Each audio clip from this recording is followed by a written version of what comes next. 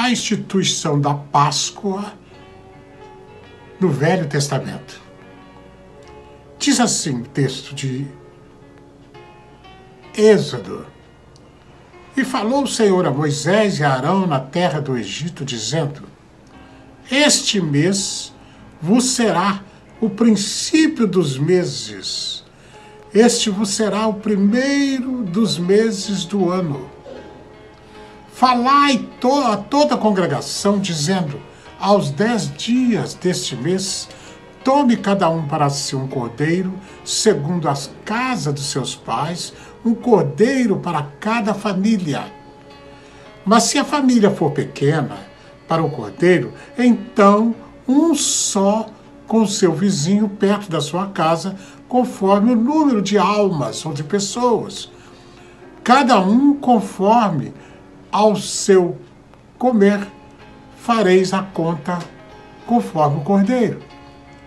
O cordeiro ou cabrito será sem mácula, um macho de 1 ano, o qual tomareis das ovelhas ou das cabras e guardareis até o 14º dia deste mês. E todo o ajuntamento da congregação de Israel o sacrificará à tarde.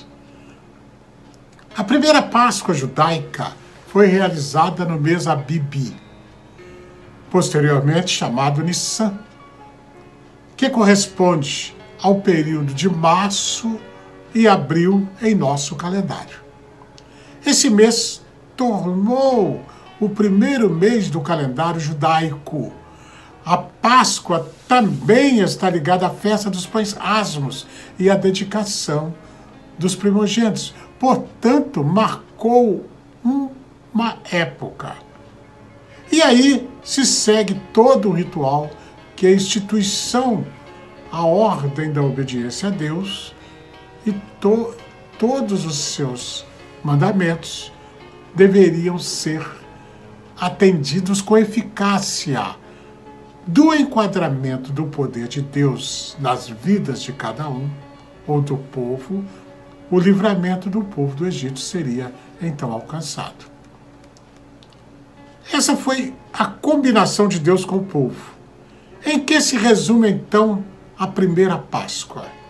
Festa envolvendo as questões materiais, ou seja, a libertação do corpo, da matéria, das pessoas que estavam no cativeiro do Egito e a sua volta à amizade com Deus, que foi a razão da ida para o Egito, a inimizade do povo. O povo distanciou de Deus. Da obediência a essas ordens que Deus estava dando, e o mais importante delas era marcar os umbrais da porta de suas casas com o sangue do cordeiro. Aquele cordeiro que deveria ser sacrificado, que deveria ser todos marcarem os umbrais das suas portas. Passos que ele orientava para Moisés e teria como consequência a codificação da fé e o livramento dado como vitória final ao povo. Ok. Aí, neste momento, o povo com a casa marcada, quando Deus apertasse a mão sobre o Egito, ou seja, mandasse as suas pragas, como foi para o Egito, não atingiria a casa dos israelitas. A palavra Páscoa, então, significa passar por cima. Este significado faz referência à ocasião em que Deus enviou a 10ª praga sobre o Egito. Essa 10ª praga resultou na morte de todos os primogênitos. Mas os israelitas não sofreram as consequências dessa praga. Portanto, quando o juízo de Deus atingiu os egípcios, com o sangue do cordeiro que havia sido sacrificado, foram poupados todos aqueles que tiveram umbrais das suas portas, marcados pelo sangue do cordeiro. Passar por cima transmite o sentido de poupar, Ou seja, passar por cima, por misericórdia, o juízo de Deus passaria por cima dos erros do passado dos israelitas e os redimiria. Deus passaria então por cima dos israelitas, daquelas dificuldades todas que eles sentiram. Esse foi o sentido da primeira Páscoa, em síntese, que os servos de Deus, israelitas, tiveram. O sentido da Páscoa, uma nova visão da Páscoa do povo israelita, é uma festa tradicional verificada no Novo Testamento. Um novo sentido. O Novo Testamento é um divisor de águas. Ele traz um novo sentido das coisas espirituais.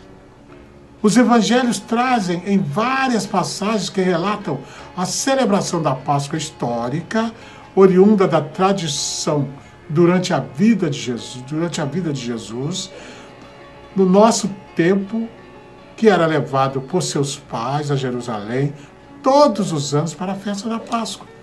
Portanto, a Páscoa virou uma festa tradicional, um ritual tradicional ligado à lei. Nessa época, o cordeiro era sacrificado na área do templo e o seu sangue era lançado por sorte ao altar. A refeição pascal poderia ser comida em qualquer casa da cidade, era comum. Lembra que a refeição lá no Velho Testamento poderia ser comida também. Se a família fosse pequena, então tinha que chamar o vizinho, porque tinha que consumir aquela carne do cordeiro. Participar da carne. Os judeus se reuniram em grupos, assim como o grupo de Jesus reuniu com seus discípulos. Reuniu no cenáculo. Cenáculo é o templo, o lugar de culto, formando um tipo de unidade familiar. Por ocasião da Páscoa, acredita-se que entre 60 a 180 mil judeus compareceram em Jerusalém, ou compareciam. Obviamente, a maioria deles era formada por judeus da diáspora, ou seja, judeus que viviam fora da Palestina, os gentios que não podiam participar da Páscoa, porém os prosélitos que aceitassem. Satisfação ou satisfazer as condições exigidas para a celebração da Páscoa, podiam participar dela, então, aqueles que fossem cristãos, que aceitassem Cristo.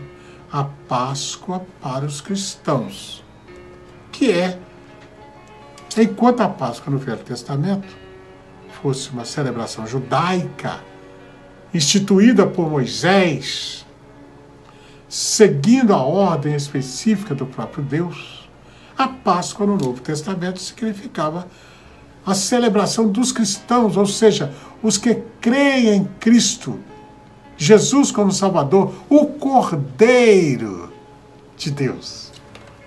O Senhor, o provedor das suas vidas e ter os seus pecados perdoados e libertos da escravidão, agora não do Egito, mas a escravidão do pecado.